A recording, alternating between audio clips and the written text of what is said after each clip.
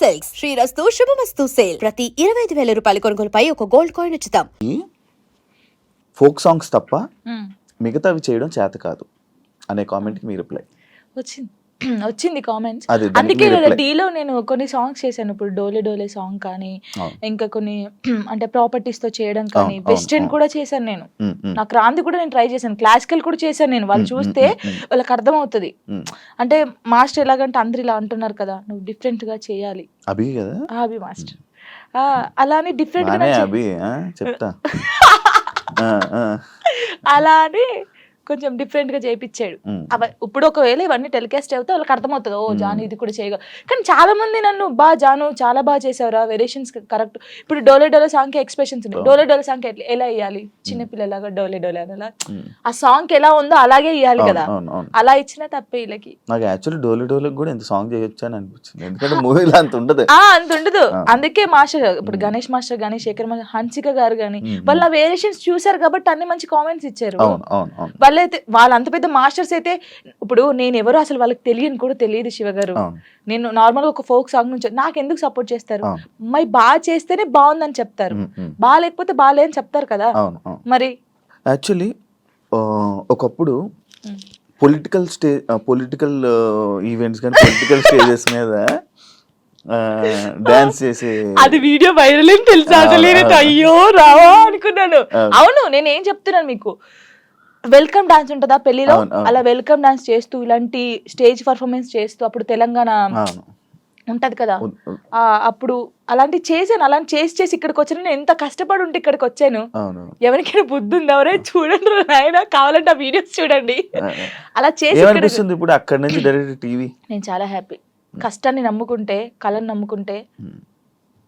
ఇంకా ఇదేనా నీ లైఫ్? ఇంకేమైనా అనుకుంటున్నావా? నేను ఏం అనుకోవట్లేదు. నేను ఎంత పెద్దగా ఎదిగినా కూడా ఫోక్ సాంగ్ అయితే మానిపోను.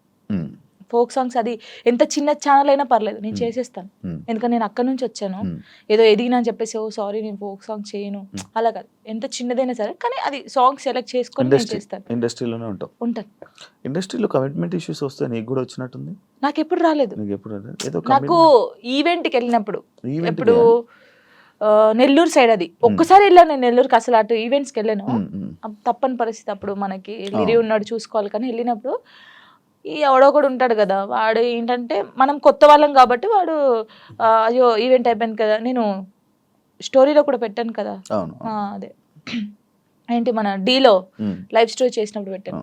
అప్పుడు తను అలా నార్మల్గా అయితే ఏంటి మరి మార్నింగ్ తీసుకెళ్ళానంటే కొట్టి పడేసా ఒకటి. ఇలాంటి సిచ్యువేషన్స్ ఇండస్ట్రీలో ఎక్కువ ఎదురవుతూ ఉంటాయి, దాన్ని ఎలా హ్యాండిల్ చేయగలుగుతాం? అంటే నాకు కాలేదు, నాకు ఈవెంట్ ఉందారైంది. కానీ చాలా మందికి జరుగుతుంది. నాకు చాలా మంది చెప్పారు, అక్క ఇలా అంటున్నారు అక్క అన్నప్పుడు, అలా అంటున్నారు అన్నప్పుడు నువ్వు తీసి లాగి పెట్టి కొట్టాలి, ఈ ఛాన్స్ నాకు వద్దనాలి. కొంతమంది అమ్మాయిలు ఏంటంటే పాపం అరే రావాలి, ఫేమస్ కావాలని చెప్పేసి కొంతమంది చేస్తున్నారు. కానీ వాళ్ళు మనస్ఫూర్తిగా చేయట్లేదని నేను నమ్ముతున్నాను, ఎందుకంటే ఫేమస్ కావాలని చెప్పేసి. ప్రొఫెషన్లో సూపర్ స్టెప్లు వేసిన జాను లైఫ్లో రాంగ్ స్టెప్స్ వేసింది ఏంటంటే నేను అగ్రీ చేస్తుంది. యాక్సెప్ట్ చేసా, ఎందుకంటే నేను తప్పు చేసింది ఫస్ట్ చిన్నప్పుడు 16 years మ్యారేజ్ చేసుకోవడమే తప్పు ఫస్ట్. అది చాలా నేను ఒప్పుకుంటాను దానికి. ప్రెసెంట్ ఫ్యామిలీ నుంచి సపోర్ట్ కానీ ఫ్యామిలీ నుంచి ఇది కానీ చాలా మంచిగా ఉంది కదా? Daddy mummy okay.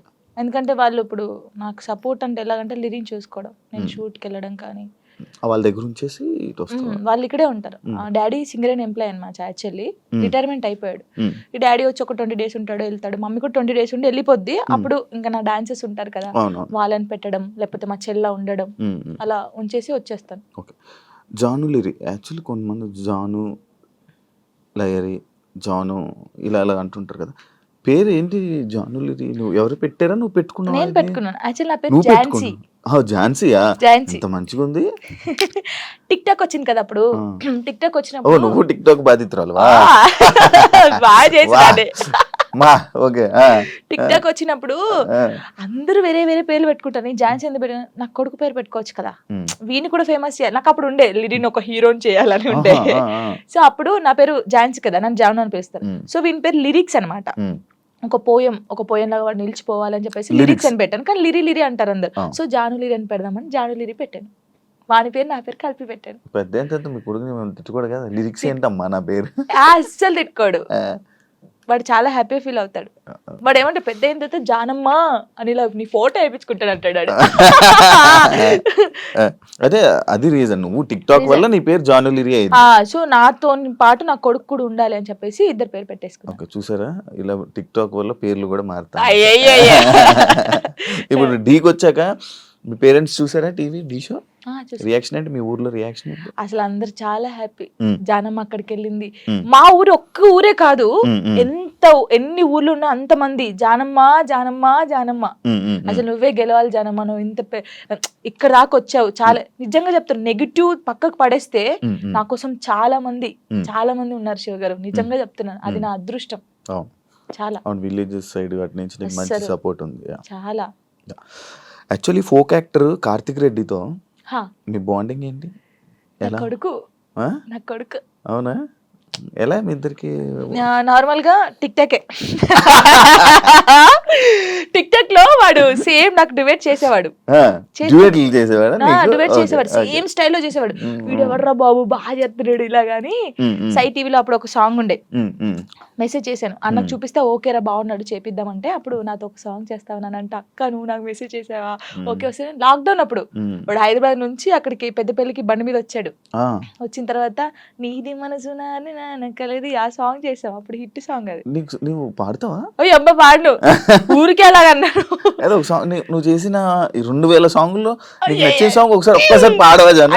Actually నేను ఎప్పుడు లాస్ట్ పడతా అప్పుడు ఆలోచించి మంచి లాస్ట్ పడతాను. పాడతాను. షాక్ అయ్యావా?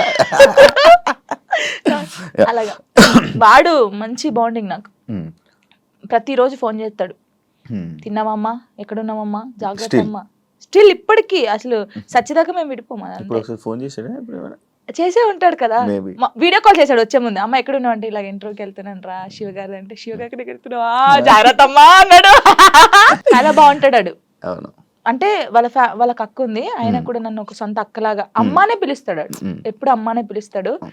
మంచి సర్కిల్ మంచిగా ఉంది, మంచిగా. అమ్మో నాకు డబ్బు పరంగా లేకపోతే ఇంకేదో ఇండస్ట్రీ పరంగా నాకు ఎవరు సపోర్ట్ చేయకపోయినా, నేను బాధపడితే నా చుట్టూ ఎంతమంది ఉంటారు తెలుసా?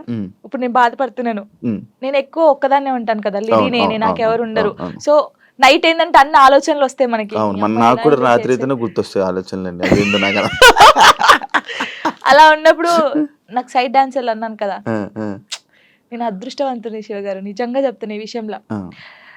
పేర్లు కొందరు మర్చిపోవచ్చు, రే ఫీల్ గా కంటారు, చంపేస్తారు. శాండీ, దీపక్, ఉమేష్, తిలక్, ఇంకెవరు, ధర్మ, రాజారం, వీళ్ళ చాలా మంది ఉన్నారు. సంతు, రాజు, సిరి, మానస, జోష్న, ఇంకెవరు, పరమేశ్వరి, ఇలా చాలా మంది ఉన్నారు పేర్లు. వీళ్ళందరూ ఒకసారి వచ్చేస్తారా నీ దగ్గరికి? అయ్యయ్యో, ఒక్క ఫోన్ కూడా. ఇప్పుడు ఏదో ఒక సిచ్యువేషన్ ఉందా? ఒక సిచ్యువేషన్ లో దగ్గరికి వచ్చిన సిచ్యువేషన్? చాలా సిచ్యువేషన్స్ ఉన్నాయి. ఒక సిచ్యువేషన్ లో వచ్చిన సిచ్యువేషన్ చెప్పు.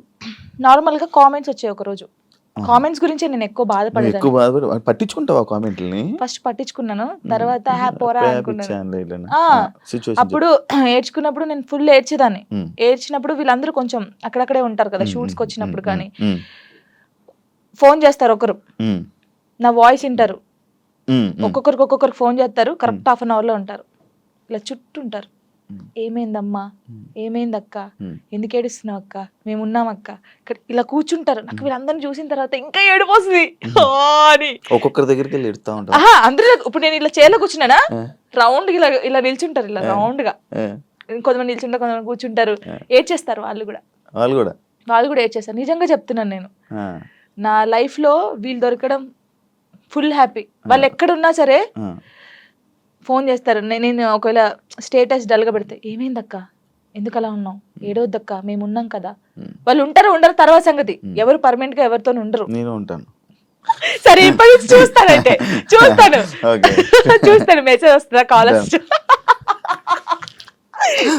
అలాగా నాతో బాగుంటారు. యాక్చువల్లీ